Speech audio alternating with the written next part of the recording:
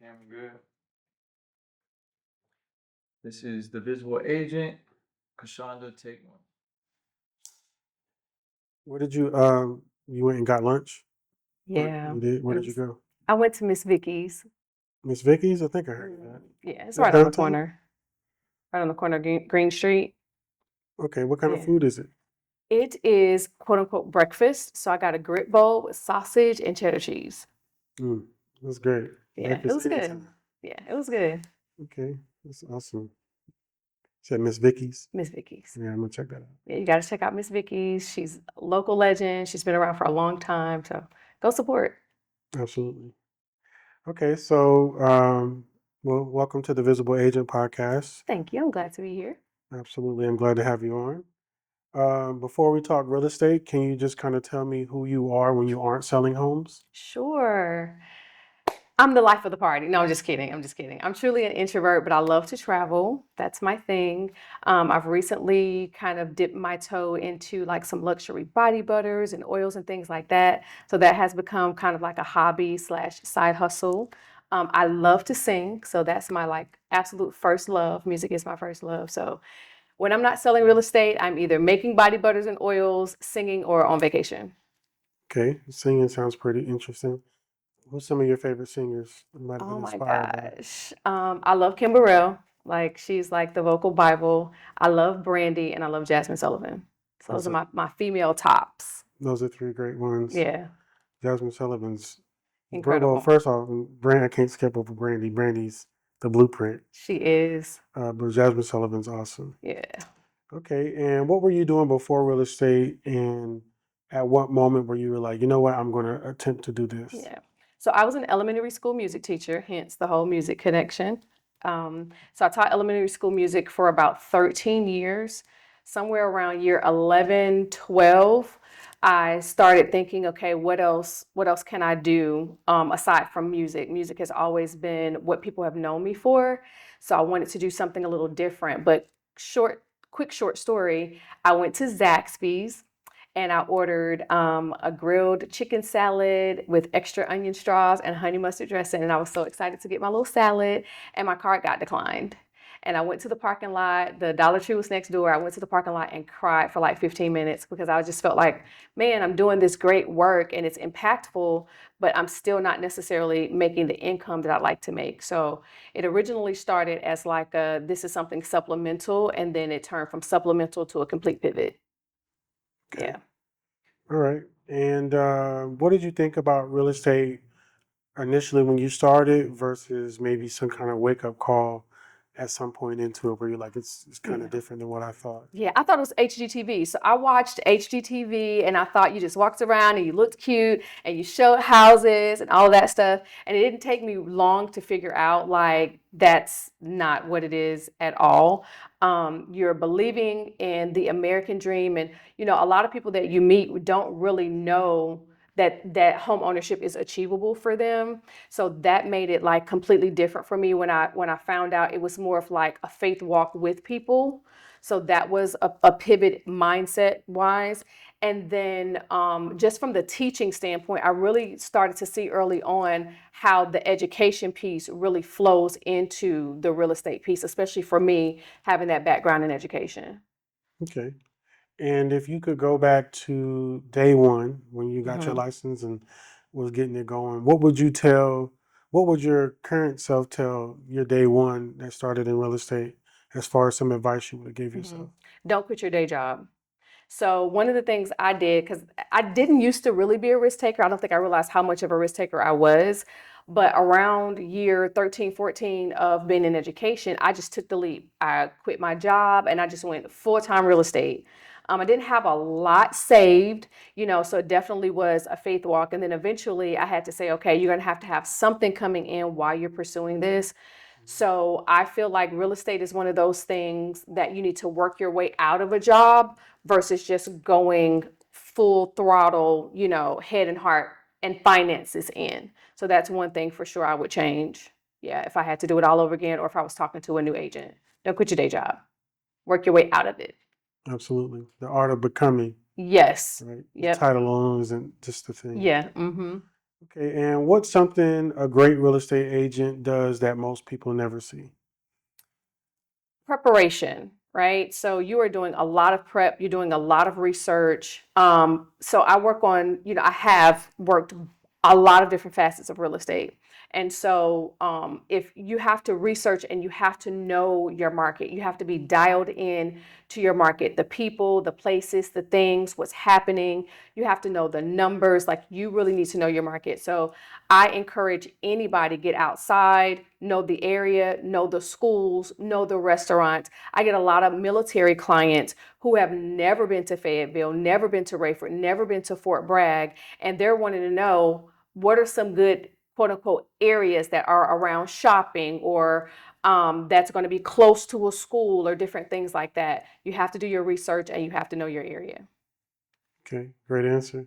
Can you tell me about a client that you'll never forget and why do they still stick with you? Hmm. Me. So I was my own real estate agent when I purchased my home. And believe it or not, a lot of real estate agents are not homeowners themselves. So that was a major feat. And I'll tell you why it stuck out to me because I have a bachelor's degree, I have a master's degree. So I have quite a bit of student loan debt. And so even for me selling other people homes, I really did not necessarily see that being possible for me. So when I got pre-approved, like I was super excited, but I knew I was going to be my own hardest client. And to date, I still think I'm probably my hardest client or whatever. But getting that deal closed meant the world to me because I wasn't just practicing something. I was preaching and practicing what I preached. So yeah, Set the it would bar be for me. yourself. Yeah, yeah. Awesome. Okay, well, can you tell me about a time where doing the right thing for a client might have necessarily cost you something? Oh yeah, yeah, I can. So when I was in general brokerage, I had a situation where um, an agent, I was a broker in charge, and an agent, he just messed up. He messed up. He made a mistake. He misrepresented something. And in my mind, I'm like, what can we do to fix this, right? So I ended up having to pay quite a bit out of pocket to fix his mistake. Even though I had coached, I had trained, I did all the things, but I had to pay quite a bit out of pocket to rectify that mistake. But I do believe in doing the right thing. And I wanted to make those people whole. Again, it was a military client. She had children there. Her husband was, deployed, in and out and everything. And so I'm like, you just got to do the right thing. And when I say it costed me a pretty penny. But, sometimes you just got to eat that in exchange for being able to sleep at night. Absolutely. Yeah.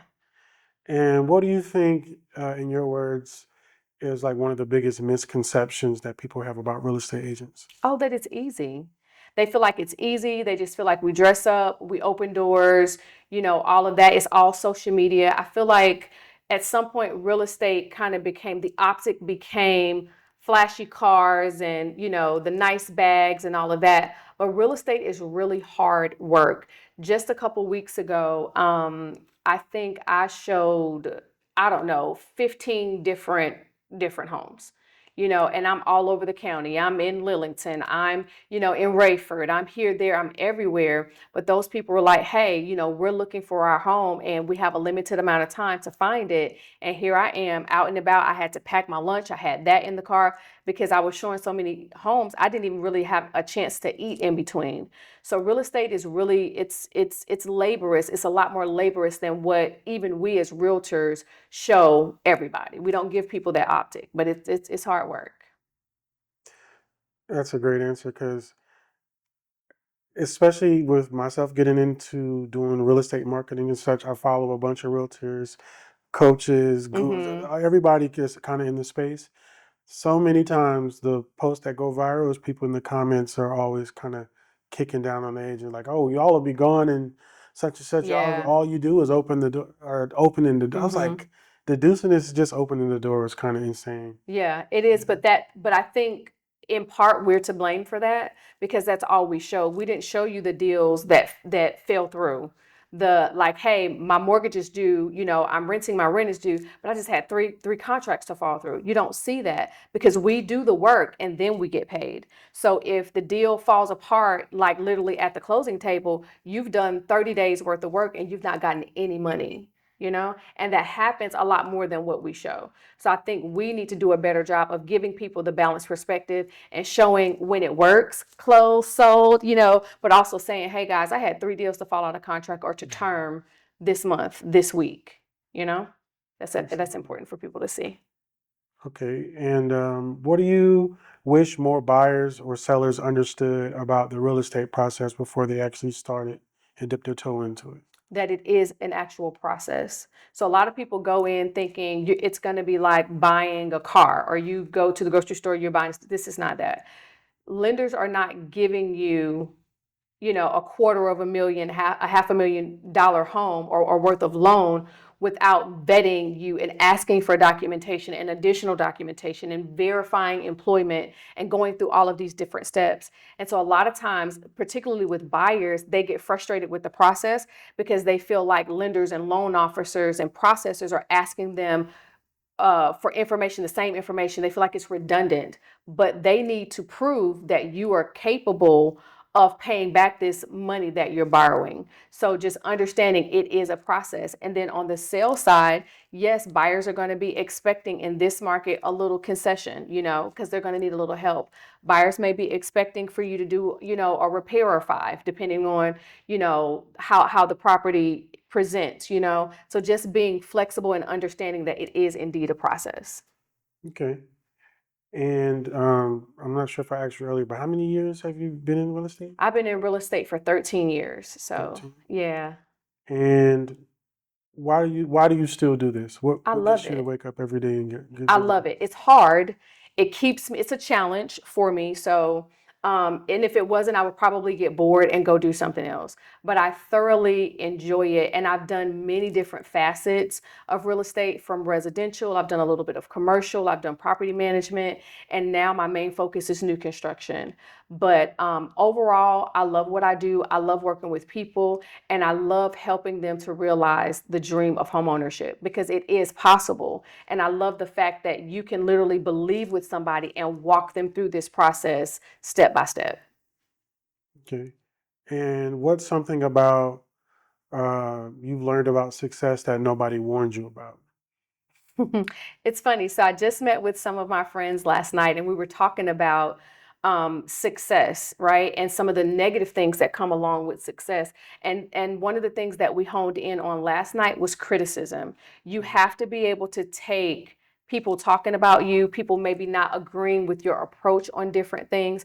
You have to be able to take the criticism along with the praise. Because if not, that criticism will make you not want to get up in the morning and go get it. And real estate is a form of entrepreneurship for sure. And you have to have your head in the game, and you can't let that get to you so much so to where, it burdens you down. Okay. That's a good answer. And what's something that your clients know about you, but other people just don't seem to get yet? That's a good question.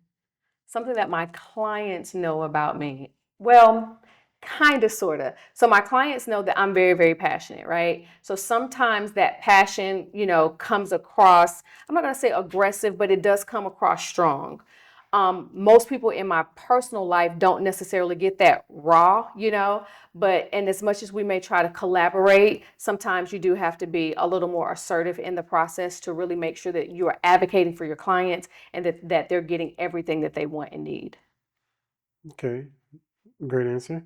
And what's something real about you that people wouldn't get from a headshot or a listing flyer? So, I do it afraid.